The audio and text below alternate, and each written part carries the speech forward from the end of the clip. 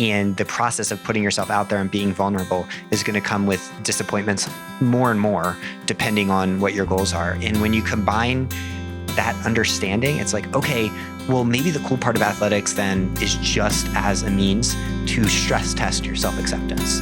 And like, so what happens when self-acceptance is under extreme stress? And I mean, that's the most important part of coaching, I think. Welcome to For the Long Run, the podcast exploring the why behind what keeps runners running long, strong, and motivated. I'm your host, Jonathan Levitt. Through personal and professional connections in the running world, I have the privilege of getting to know some amazing athletes. I've always been fascinated by the psychological aspects of running and what helps people to achieve success, however they define it, and this podcast is aimed at exploring this and much more. I hope you enjoy. Thank you to Tracksmith for their support of For the Long Run podcast. I've been a fan of Tracksmith and their community-first efforts ever since my early days of running in Boston. As my miles increase again ahead of some big goals this coming spring, I'm definitely doing it in comfort and style with their gear. I'm also proud to partner with Tracksmith because they're going to donate 5% of your order value to the Michael J. Fox Foundation for all orders, and you'll also get free shipping. The Michael J. Fox Foundation is dedicated to finding a cure and helping those living with Parkinson's. Both of my grandfathers have or had Parkinson's, and I'm grateful of Tracksmith's support for something so personal. Visit tracksmith.com/forthelongrun to see some of my favorite pieces, and all orders that start from that page will contribute towards this donation. Imagine a world where running injuries don't exist and every runner stays healthy. That's the world I want to live in, and that's exactly the world that Recover Athletics wants to make happen. Recover is the first prehab app for runners. It instantly generates custom prehab programs made up of strength, plyometric, and mobility exercises to help loosen tight muscles, get stronger, and run your best. Their team designed it with top physicians and marathoners like Met. It's guaranteed to make you a stronger and more injury-proof runner. If you want to fix your aches and pains, get stronger, and set PRs, go to the App Store right now and download the Recover Athletics app today.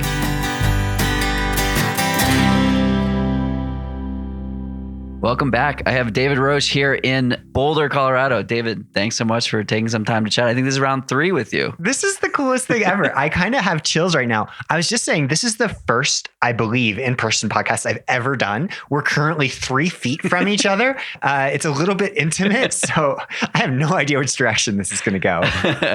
Addie may join us. Yes. Yeah. Addie wanted to be a part of it. But yeah, this is David Roche on the podcast, round 3 by popular request. By popular request? Popular request. Where are people requesting? Are they like leaving notes on your door? What's going on here? I don't know. There seems to be something going on with Spotify at the moment, so they're looking for better hosts. Oh yeah.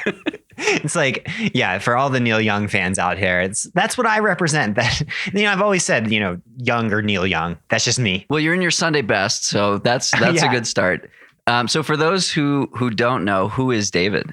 Oh my God, I get to answer this again. David right now is ready for Friday dinner with Jonathan after this podcast. But on a whole, David is a running coach and hopefully like life-confidant, general tailwind for a bunch of people that I'm fortunate enough to know. General tailwind. What does that mean? Well, I mean, that's kind of what I try to do. I mean, I don't know how much expertise I can always guarantee on every single topic. I think I don't necessarily even want to be a science-driven person all the time. I mean, you can't even control what you know and what you don't, but I can control the fact that I'm going to bring it with enthusiasm for people I get to interact with. So if that means it's a 0.05 mile per hour tailwind or one of those roaring 30 mile per hour tailwinds you sometimes get on a bike ride, either one is enough for me. Depends how many beans you've had that day. Yeah, that's a little bit different. I don't know. I feel like those afterburners point in another direction. So I should probably limit my fiber. That's a good thing for me generally. I don't have the best GI system. And I've learned that I got a long run tomorrow. So at dinner tonight, not too much fiber in this meal. We are sticking to the carbs. Nice. So like I said, you've been on the podcast. This is now round 3. In the first couple of episodes, the first one was after the Providence Marathon. Mm-hmm. The second one was after the Grand Canyon. Yes. So this is number 4. We did 3. We did 3 at the beginning of the pandemic. Another one. My DJ So Khaled. this is 4. Yeah. God, am I one of your most guested people? That's a really great way to say that. I think so. Jake Tuber has been on for 2 episodes. And Bromka, I think we started talking about his second episode, but I'm not sure we ever recorded. But yes. Well, they can suck it because I'm winning. No. Well, that makes me so happy because I absolutely love you and love the podcast. And it's just so fun to get to chat and see your growth over time, both as an athlete, a human outside of that, your work at Ensign Tracker, everything you've done is just inspirational as hell. I appreciate that. So this podcast was, as I said, it was requested by a lot of people to do sort of like, not like an Ask Me Anything, but like a life update, a sort of a training update. How are things going? But that feels like I could talk to my camera on Instagram and do that for 5 minutes. No, because I haven't gotten to see you in person in ages because we've been like locking down here with Omicron everywhere. And so we're tested. We're ready to go. Let's get dirty with some episode 200 questions. So I'm going to redirect it to you at least at the start, and then we can just go from there. Sounds good. So 200 episodes. That's a lot of time. So how many days worth of content is that? It's weeks worth of content that you've been doing this podcast if someone just wants to sit down and listen to it. And, I might take some cocaine and try just that as a retrospective. But, what have you learned the most? Like, what is your big reflection after doing 200 episodes? I remember the first day you started it and just being like, hey, I'm going to do this thing. And now it's, this massive, tailwind in so many people's lives. So I love that question. Kevin Rutherford asked the same question, CEO of Noon, when I had him on, and we had just spoken for an hour. And he was like, why do you do this? This was like episode 170 or something like that. And I was like, Kevin, we just spoke for an hour and I'm going to change my life for the better because of what you just told me. And it's like the opportunity to do that over and over and over again. And so the specific opportunity there was praise in public, critique in private. And so that was like an immediate application that I could take. And this is like a very small example of it, but like every single conversation is an opportunity to talk shit behind closed doors. We're behind closed doors right now. This can we gonna start talking about Megan? Unless we're talking about literal shit, there's no figurative shit on Megan, but I'm ready to throw down. Like we can just do it. No. So what was the original question? That I asked you? Well, what I'm most interested in is like, did you ever think it was going to be what it became? Like, 200 episodes of anything is a lot. 200 episodes of something successful is not just a lot of work, it's a lot of pressure. And aside from the like not wishy-washy, the like meaningful things of like what you've learned, like, does that weigh on you? Does that day-to-day pressure of it weigh on you? So I started the podcast because I was having interesting conversations with interesting people. And the idea came to me in May of 2018. I had just run the Manitou Incline with Zach Miller, and with is like doing a lot of work in that in that sentence. Because you occupy the same plane of existence as code. Zach. Yes. I'm currently hanging out with Barack Obama, depending on how you view space and time. I was on the same planet as Zach Miller as we were both going up the Manitou Incline. He did it almost twice in the amount of time I did it once. Anyway, we sat down at dinner afterwards and he put on a spectacle of eating and ate more food than I've seen one human consume at once. But he was running like 150 to 160 miles a week at the time. And that fall prior, he had or maybe it was 2 years prior, he had raced Hayden Hawks at North Face 50 in California, the 50 miler. And I was running a relay and they blew my doors off. And I was running, I don't know, a 10th of the distance. And so I asked him, I was like, why do you do it? And he put his fork down and he talked for 10 minutes. And so in that moment, I was like, I must capture this information. Like, this is so fascinating. And so for me, it's never felt like an obligation, except for when it's like, I'm like, it's Wednesday and I don't have an episode for Friday. I need to get something out. But it's never felt like an obligation because it's just so fun. And I've been able to build a team around me to take the stuff away that I don't like doing so that I can keep doing like this part. And so when podcasters say, oh, I appreciate you like supporting the sponsors and this and that, like I couldn't do that without, like, I'm not going to pay out of pocket to produce the podcast, to do this, to do that. Maybe I would, maybe I wouldn't, but I wouldn't have done it for 200 episodes. And so things like that make it sustainable. So if you've supported sponsors, if you've supported products, whatever, thank you for doing that, because it's helpful and allows it to continue and allows me to do what I enjoy, which is have like really fun conversations with awesome people. Well, I am not going to put down my fork at dinner tonight. I just promise, no matter what question you ask me, that is not happening. I love so I love that you snuck in the thanking of the people buying stuff from your sponsors. That's always I didn't mention the sponsors though. I'm sure you've already probably spliced that in somehow.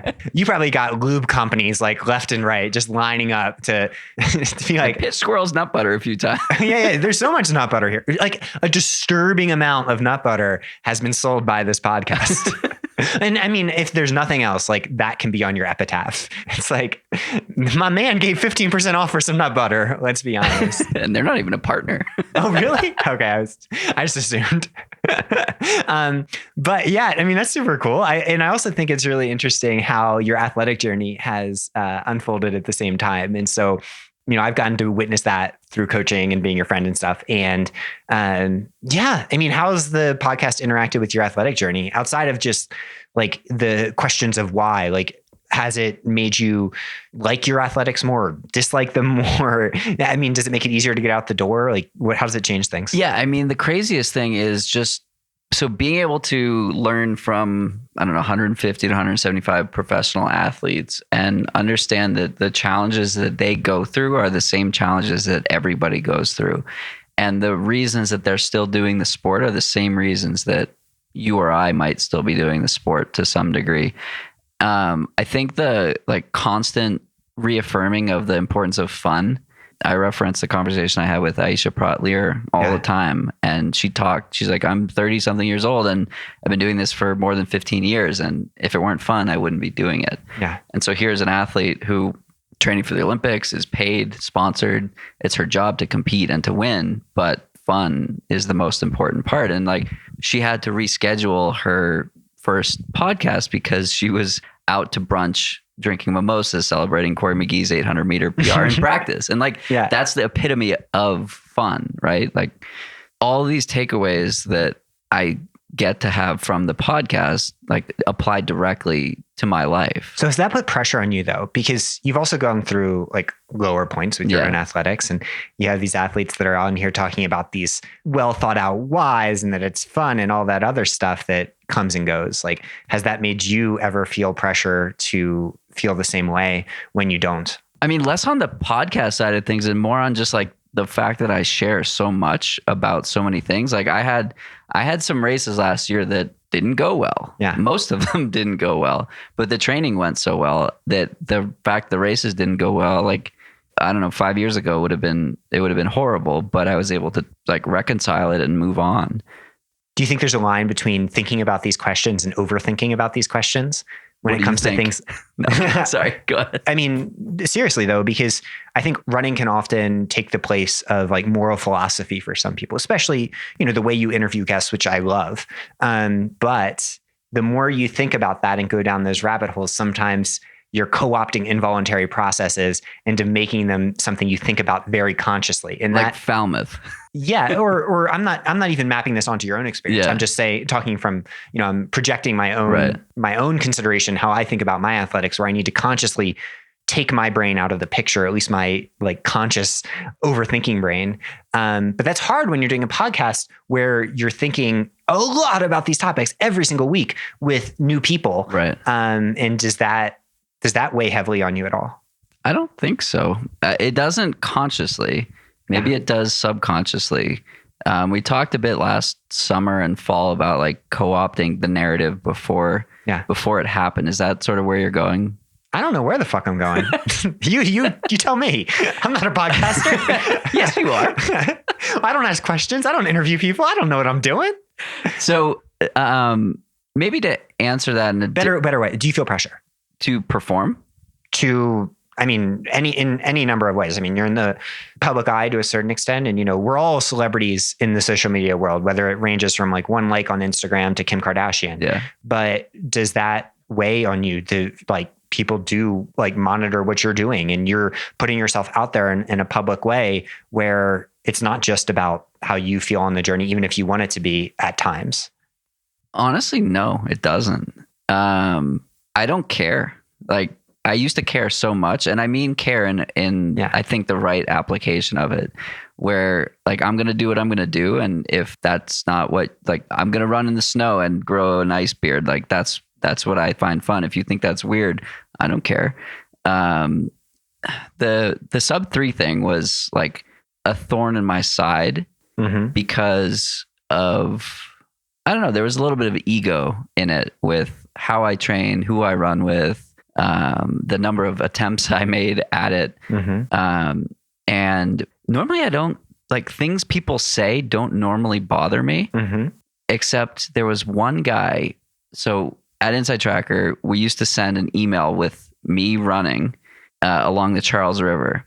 And obviously my name is attached to it. Well, some guy who's a runner got an email from me saying I was a runner, blah, blah, blah. Well, he looked me up and saw that I had a 3:27 marathon at the time. He was like, why the fuck should I listen to you?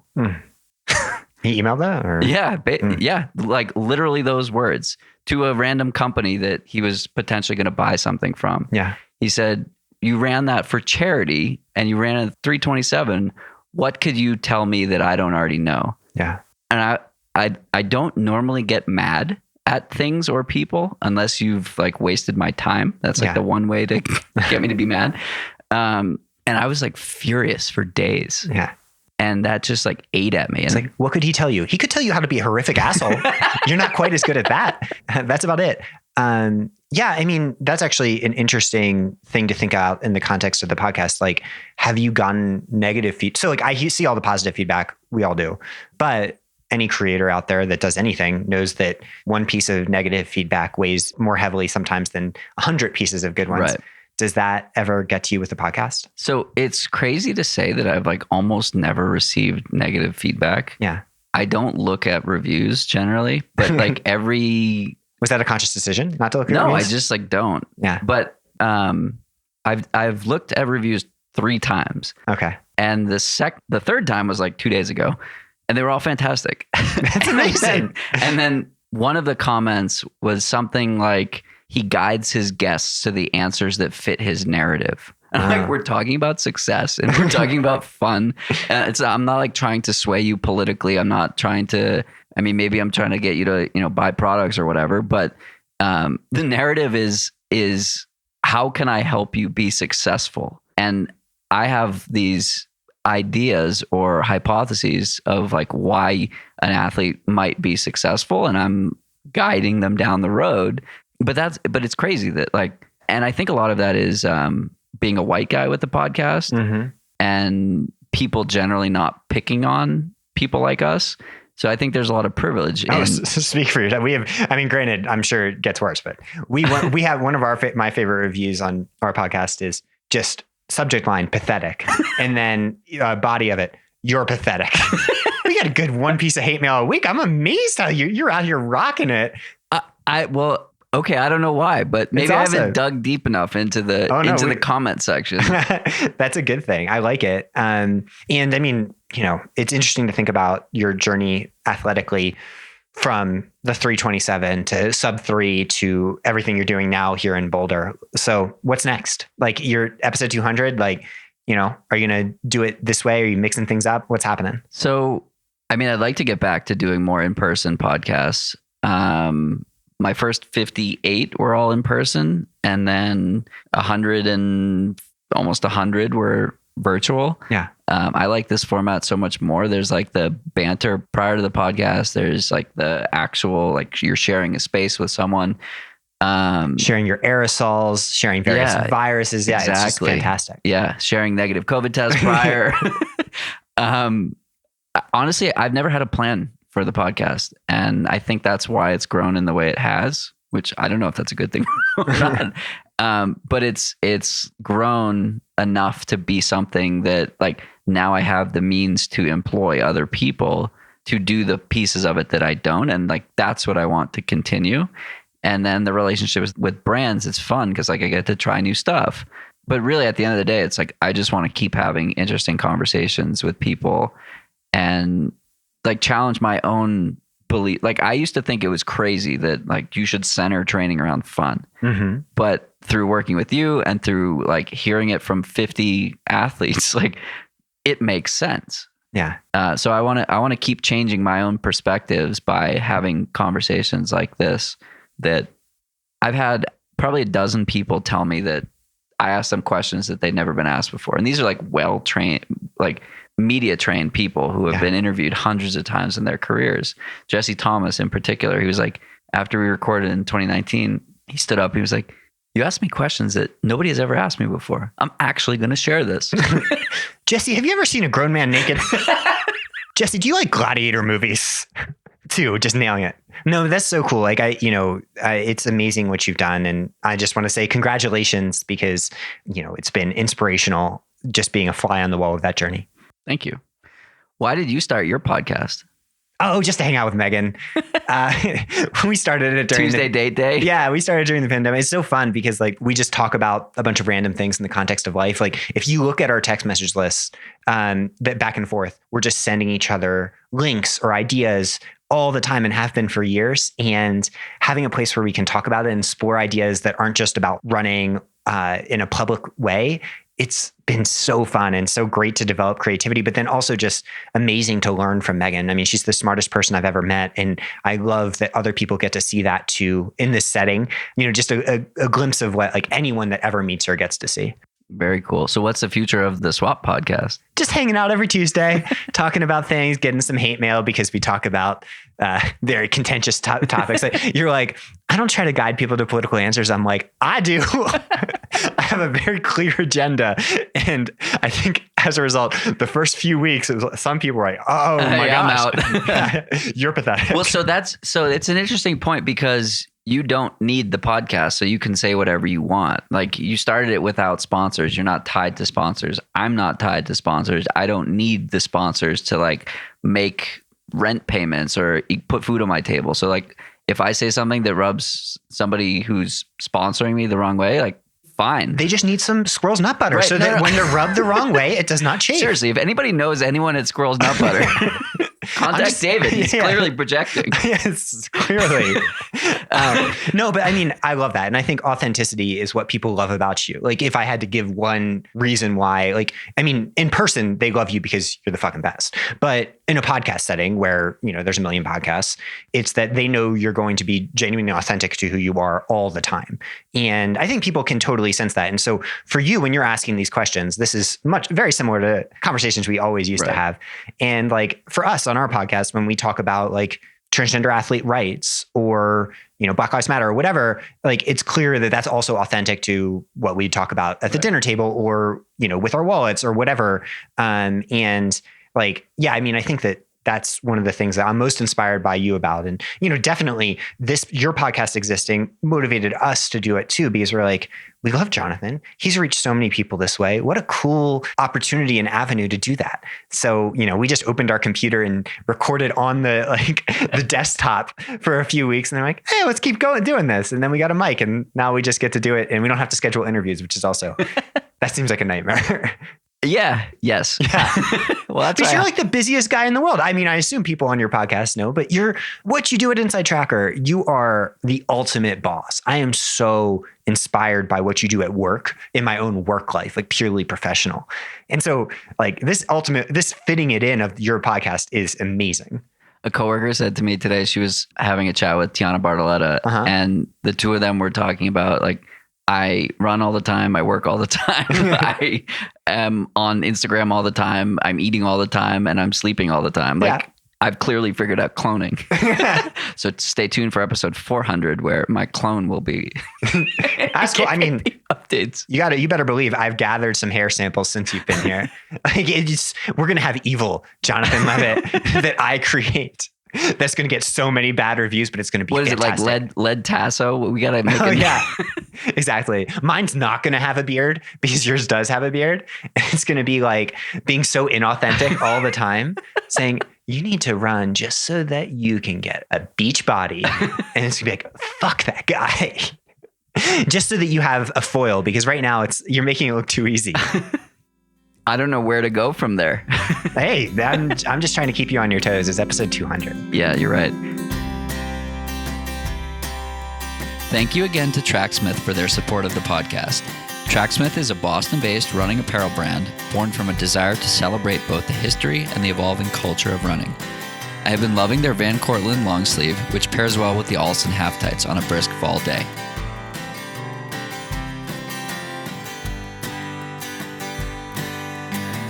Recover Athletics is a supporter of not only this podcast, but also my own running. It was built in Boston by two lifelong training partners who got tired of aches and pains getting in the way of their training. In 90 seconds, their app will customize a program for your body and your training. I plugged in some of my more common aches and pains, and I got a custom-built program designed to strengthen the muscles and tendons that will help avoid these issues going forward. Your first custom prehab program is free, and they have an unlimited free trial. You can get it on the App Store right now by searching Recover Athletics or click the link in the show notes. If you like it and want to upgrade, their premium subscription costs less than one trip to a PT. Give Recover a try today. Your legs will thank you.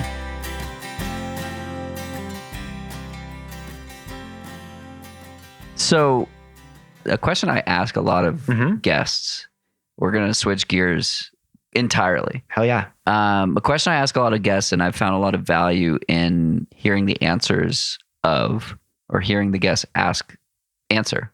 Anyway, I love that this episode, this podcast is not edited. Like I don't take anything out. Yeah. It's just like a fly on the wall. Are you still not going to edit even after? So Brian Walters of Single Track Sound does the like sound engineering, but my specific instruction is like leave it. Well, leave it to a normal conversation. And building on, I love that because like 60 seconds ago, I made a comment that in my head, I'm like, what the? So I was making a joke saying that your evil twin would say, run to get a beach body, which even saying that as like your evil, so it's evil, even saying that at all, I'm like, that is the worst thing to say because one, everybody is a beach body. Everybody is beautiful. And two, running has nothing to do with that. And I think that's one of the cool things about like opening it up to natural conversation is that it allows people to see that mistakes are okay and part of the process and thinking about what you have to say or whatever. And everyone deals with it differently. I'm sure your guests have all dealt with it differently. Like for Megan and I, when we record, we're just so all the time, like on, that I think that comes across. And so we might say something wrong. We don't leave empty spaces. And other people will like think probably very diligently and long-term about what they're going to say. And it comes out more precise. And, it just shows the mix of humanity when you're being fully authentic with it rather than editing everything down. Totally. So back to the question that we went on that tangent on that definitely won't be edited. What does success mean to you?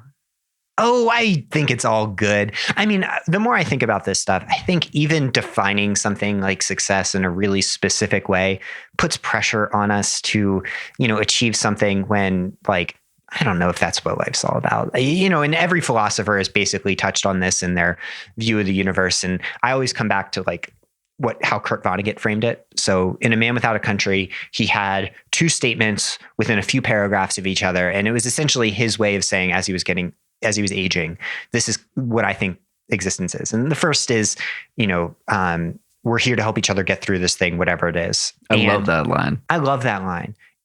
But I think it needs to be read in conjunction with a line a little bit later, which is, we're here on earth to fart around and don't let anybody tell you different. And, you read those two together and it's like, yeah, we're here to help people. And we're here to maybe, uplift and put ourselves out there and all the other really cool narratives you can think of.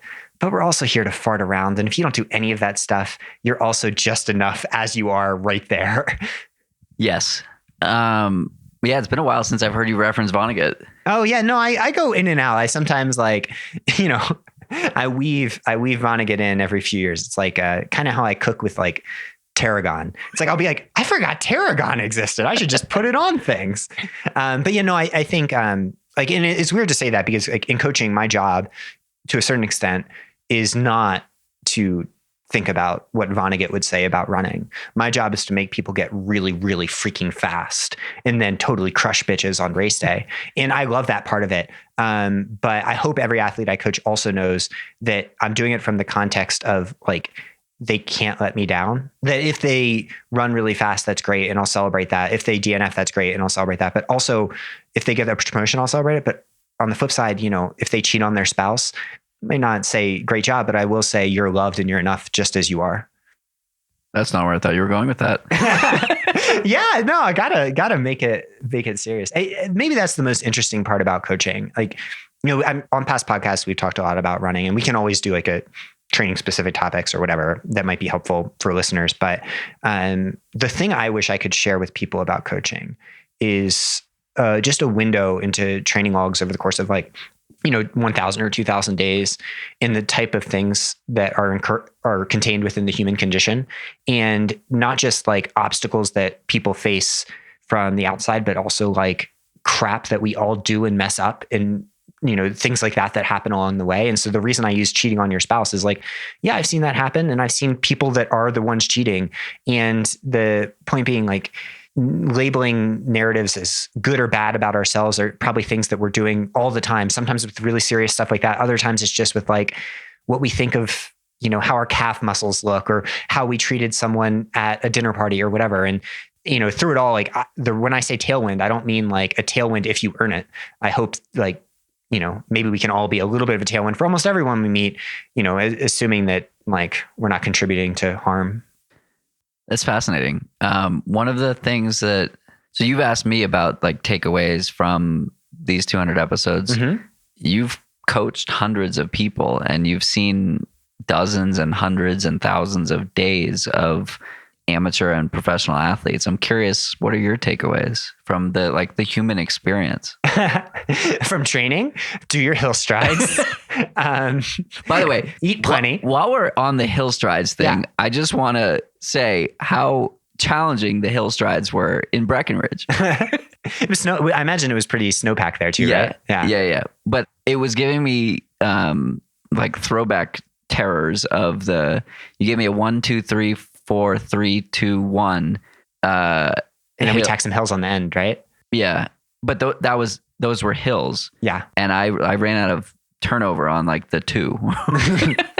Oh yeah, that running and sludge feeling that's purely unique to altitude. Yeah, one thing we also love doing is, so we, as you've seen, often will do relatively controlled intervals that it'll be a high volume of aerobic work, whether that's threshold or 10K paced work, and then tack on hard hills at the end. And so that combo stimulus of aerobic system to then musculoskeletal system, as you know, as you get to the end of those hills, you're gonna be like, where did my legs go?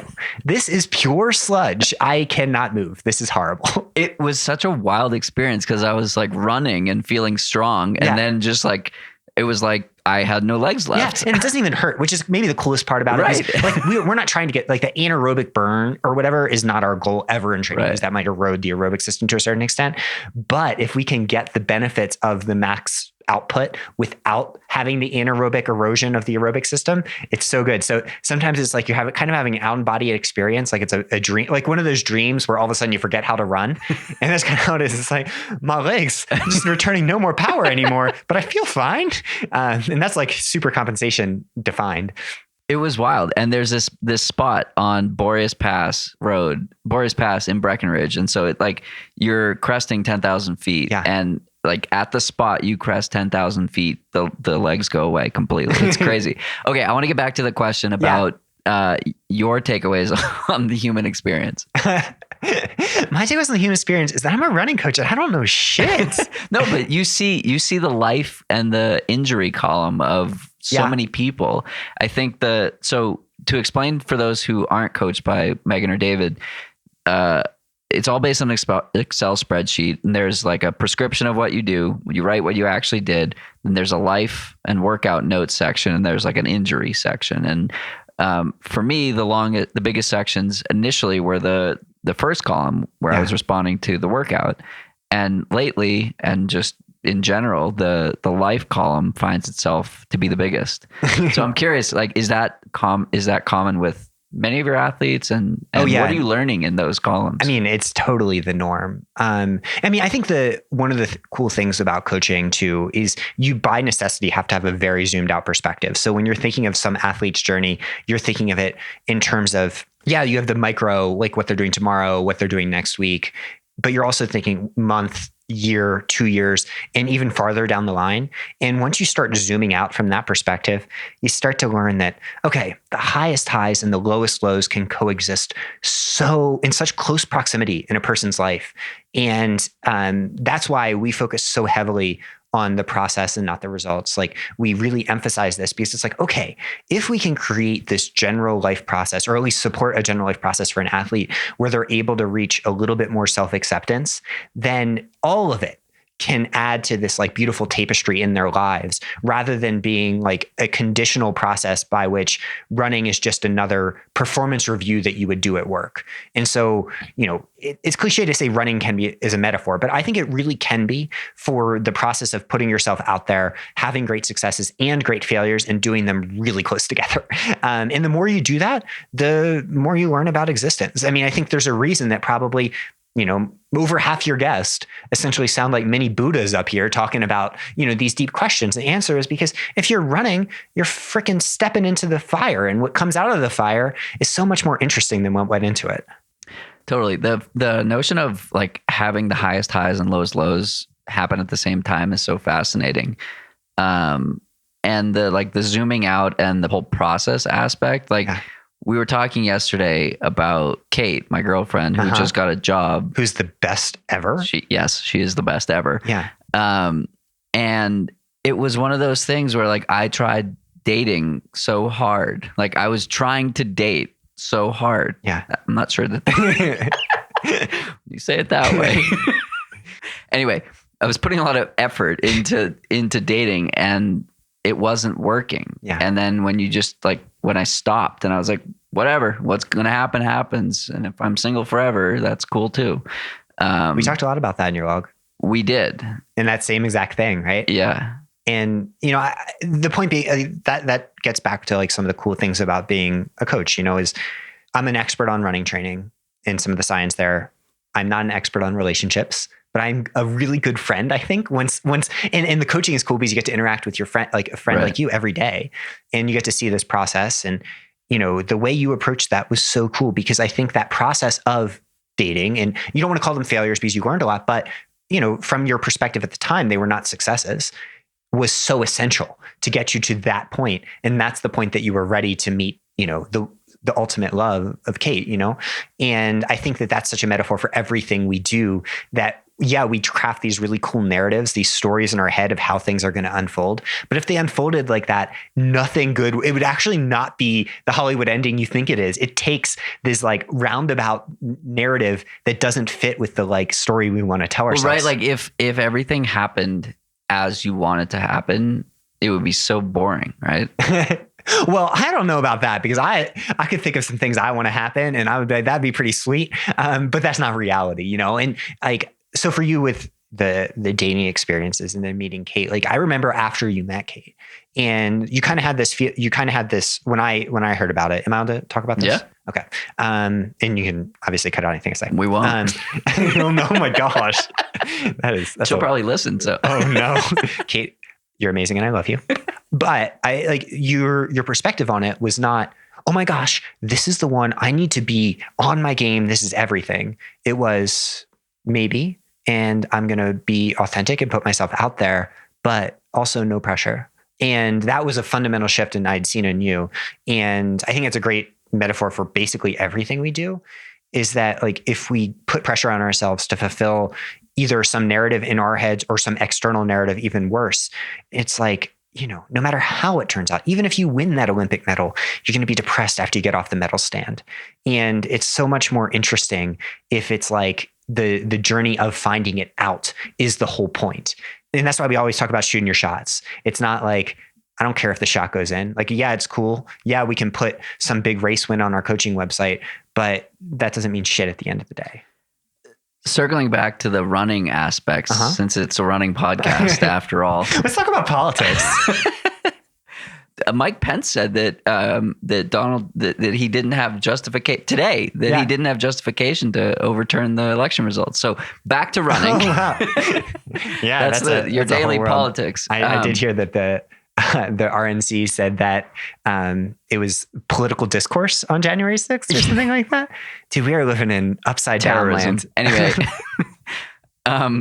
getting back to running, stick to running. Somebody actually told me, they said, I love your health tips, but hate your politics. Interesting. I'm pretzeled. Oh, I love that. Actually, yeah. So this week I made a joke in an article. It was about a dog, like an older dog or whatever. And it was about like life and death, normal stuff. But in the article, I made a joke that was blah, blah, blah. All runners know that, when we poop, it's in the yard of someone with an All Lives Matter sign, and we leave it there. So it's the smartest message on the property. And so I got so many messages, which, that's not a political statement. Like, it's a joke. Like, it doesn't do any good for anyone. It's just to hopefully give someone a little bit of entertainment. But it does describe my political feelings for sure. And I got so many messages that were like, this article was beautiful and it made me cry, but I didn't appreciate this. Why did you bring politics into it? And it's like, please do not enjoy my shit if you're going to say that. Like, that I do not need it. The world does not need it. Like, we can go our separate ways. You don't need to be pretzeled. You can be like breadsticked. Just go the other direction. He said pickle. He was in a pickle, actually, but I said pretzeled. But anyway. Yeah. So sorry to digress. Breaded pickles. Yeah, exactly. Pretzeled pickles. That actually sounds good. Anyway, going back to what was, 3 or 4 minutes ago. Yeah. Where we were going to circle this back to running. So the story that I reference most is the Providence Marathon, that breaking 3, where I stood on that start line and like really didn't care about the outcome and didn't care about the metric based outcome of a 2 or a 3 or a 4 or anything else on the clock. Yeah. And I was like, it was like a pressure that was removed. And that race became all about like, what happens if I just celebrate the miles that got me here versus the test that was ahead. And I really need to run another good race. So I have like something else to reference, because I've referenced this one, I don't know, 30 times now, but it was so perfect because I ran so well for 18 miles and then I tailed off a little bit and then I accelerated at the end. Yeah. And like consciously my approach was like, make it hurt, and you didn't come this far to give up now. And none of that's like numbers or metric or anything based like that, but it was just like, I don't know, it was such an interesting epitome of this whole approach. But I guess my big point is, when you ask what is success, I don't think it's Providence. I think it's the time, last year where you line up at a start line and it goes everything total to shit relative to maybe what you're capable of. That to me is success, because anyone can shoot a shot and like celebrate when it goes in and be happy with that. And it takes a lot of work to get there. But, I think in running, we focus on those narratives a little too much at the expense of the whole community. And they're cool, but like, why do we think people dope so heavily in elite sport? It's because all we reward is who wins. And so if you have 1,000 evenly matched people, and so that's at elite sport, but like at every level of sport, it's like, there's so much more that matters. And, running as a means to get to the finish line a little bit faster is cool. But what's coolest is running as this metaphor of a chance to put yourself out there and not succeed and keep doing it anyway. And that, know that the whole process to get to that point was still just as meaningful, if not more so. Like, it wasn't wasted training time. It was just as great as the training time that led to that. And that's what I've been most impressed by with you, of like, among a million things, is, when I challenged you, when things didn't go perfectly in any sense, you always respond with like, just like you are in this podcast. Like, that is you, and you have embraced that, even when I'm sure it's not always easy. Totally. The experience I had at CIM this year, I think, embodies that entire ethos. Yeah.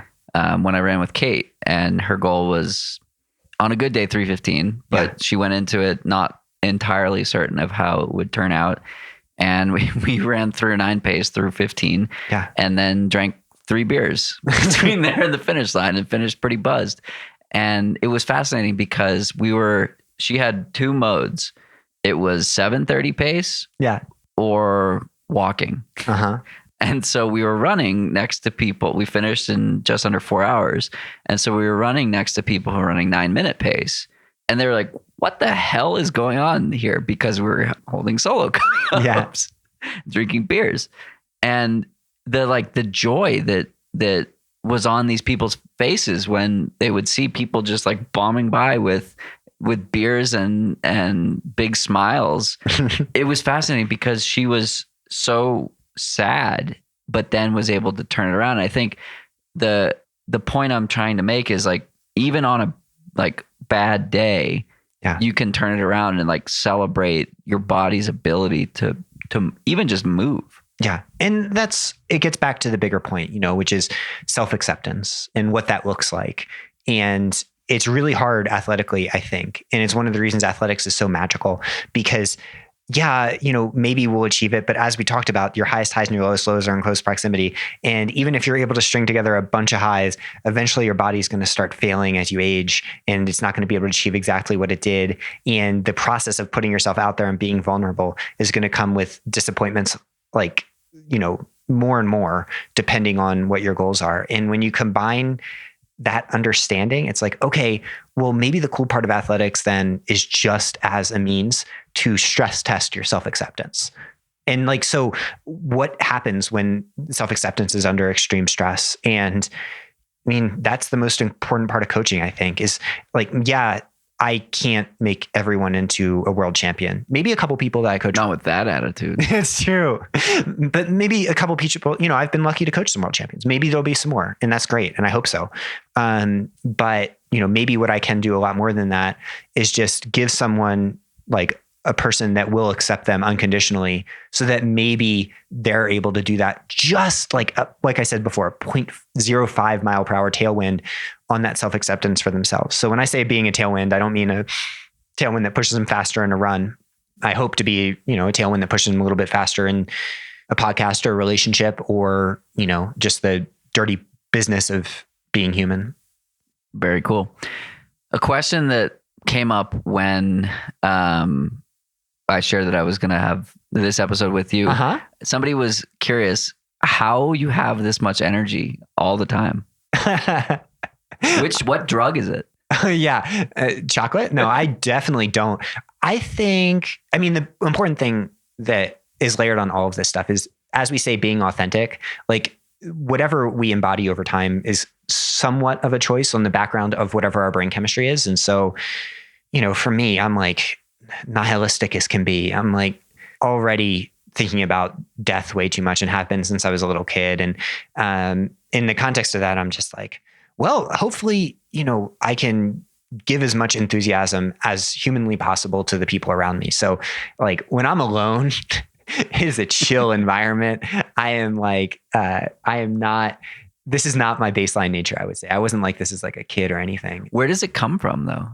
Just a choice I made. And I think Megan made it. We made it together, when we met, for sure. It's like, okay, let's try to, live this life as much as we can, not necessarily with like stuff we do, but with like thoughts we think and amounts that we are willing to tell people that we love them and all of that stuff. And I definitely I have a brain chemistry that suits it. Like, right. Like there's so much that goes beyond that that's important. But, I think whenever I'm asked about like energy levels, I'm like, I am fucking exhausted.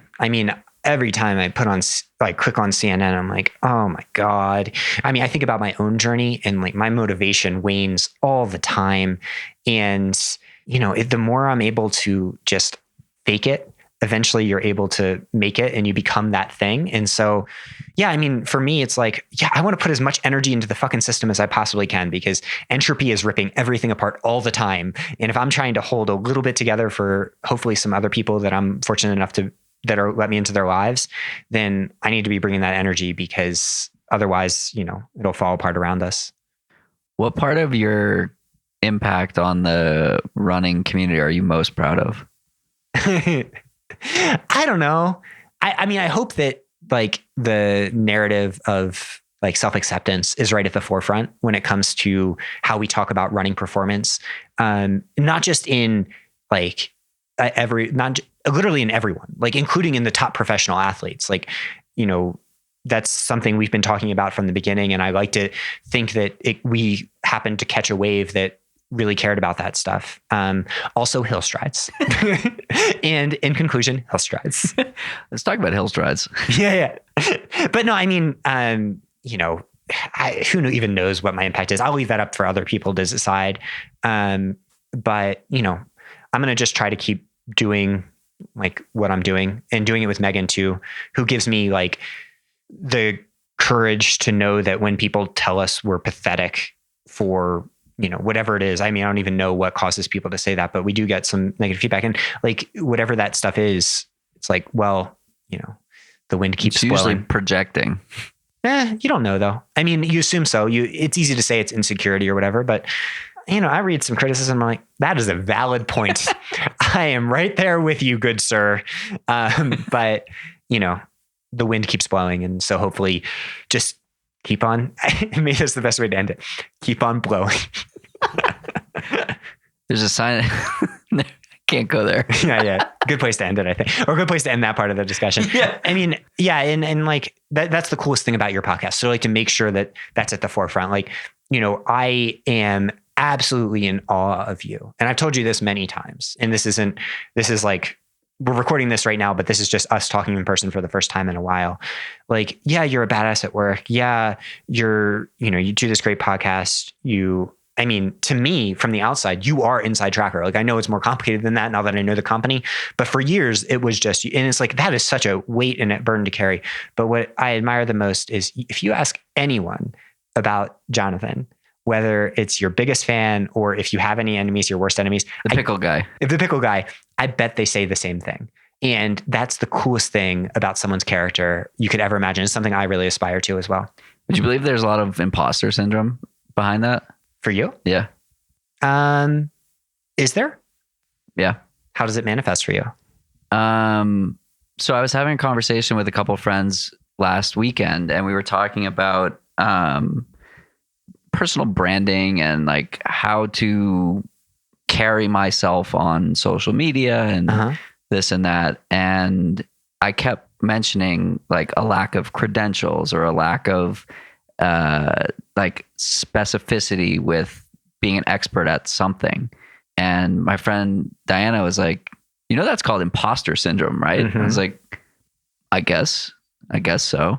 And so like, to me, it's just living. It's just like how you go about life. Like you do what you like, you do what suits you, and it works. And like, I don't know. You keep learning and you have curiosity, which means that like, I would trust you with almost anything in the whole world. And I mean, that's one of the things that bothers me the most in the running community is like the gatekeeping you'll see sometimes of like people talking about like saying that this degree makes something more valuable. And it's like, yeah, it might add points to that, but it doesn't necessarily do that. That curiosity is the most important thing of all.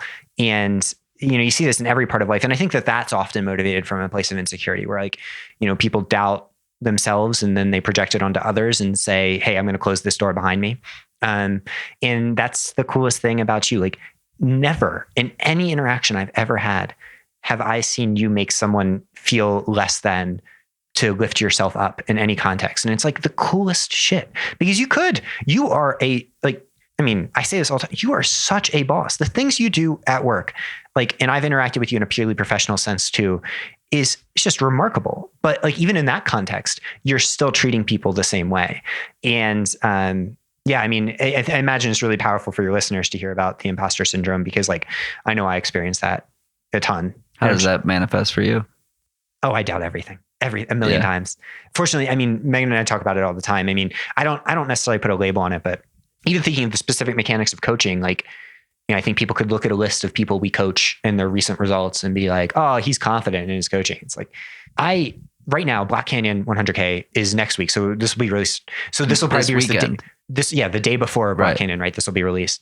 And I have questioned. And so we have like every single mileage number and every single workout number for every single one of those athletes so many times. And, I've learned over time that voice is not actually, doesn't have my best interest or the athlete's best interest at heart. So I try to, give it love and tell it what it needs to hear to help me not be paralyzed by indecision.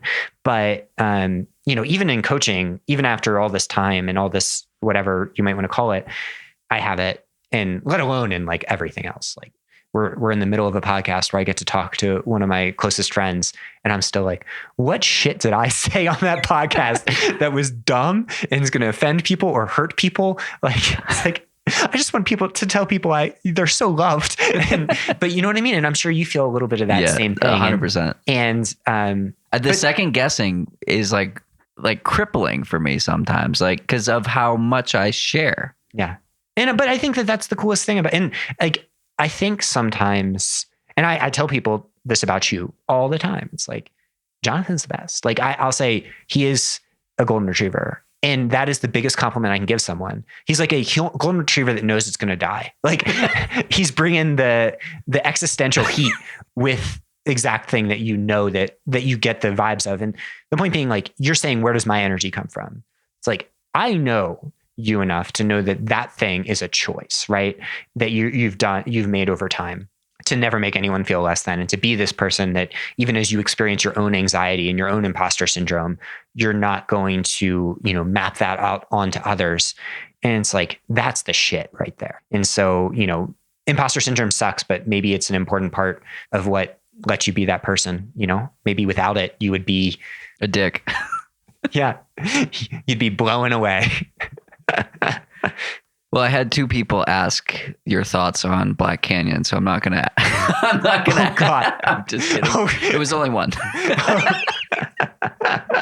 Yeah. My thoughts on that are: I'm not going to sleep for 2 days before, and then I'm going to have a stress ulcer during it. So, yeah, that's nice. The story of my coaching life. Cool. And I'm if any of the athletes I coach that are running Black Canyon are listening, no, you're going to freaking rock it, and you're amazing. And don't let my doubts get to you, because I promise you're good to go. Should we wrap there? I don't know. It's your 200th episode. How do you want to wrap your 200th? It's a huge deal. I don't know. Well, that's the thing. I'm like, and then there's so many other people that have 2,000 episods and 5 million. So I'm like, how does it compare? Maybe that's the best metaphor of all, though, is that it just keeps doesn't going. Matter. Whoever, I think I know some things that are going to happen to Black Canyon, right? But no matter what happens, one thing I do know for sure is that the next day matters just as much as Saturday. Sunday matters just as much as Saturday in the context of that person's life. And, I'm so excited for your next 200. But not because you're going to have the best podcast that's ever existed or something, though it's up there. It's in the running.